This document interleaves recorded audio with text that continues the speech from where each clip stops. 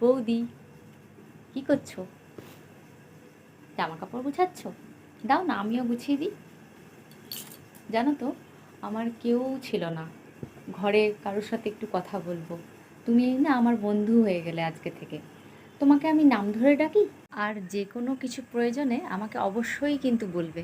কোনো কথা গোপন রাখবে না কিন্তু, ঠিক আছে? আর তুমি এরকম শাড়ি পরে আছো কেন? যেটা পরে কমফোর্টেবল হবে সেটাই পরো।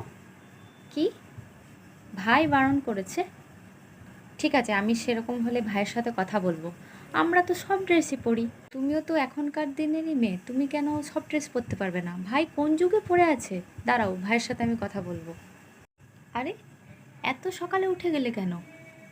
আরে, তুমি না আসার আগেও কিন্তু আমাদের ঘরে সমস্ত কাজ হতো, আর আমরা সবাই মিলেমিশে কাজ করে নেব।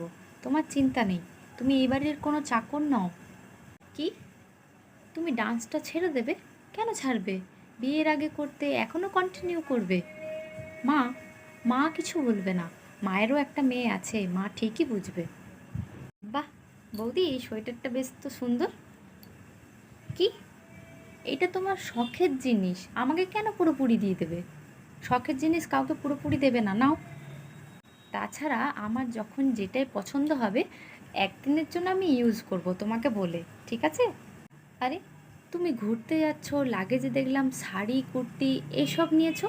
ওইসব কেন নিয়েছো? ভয় পেয়ে? তোমার বিয়ের আগের সব ফটোগুলো দেখছিলাম আমি সেদিন, বেশ তো ফ্যাশনেবল ছিলে। তুমি কি ভেবেছো তুমি জেলে বন্দি হয়ে গেছো? এত কিছু যদি চেঞ্জ করতে হয় তাহলে বিয়ে মানুষের করতেই নেই।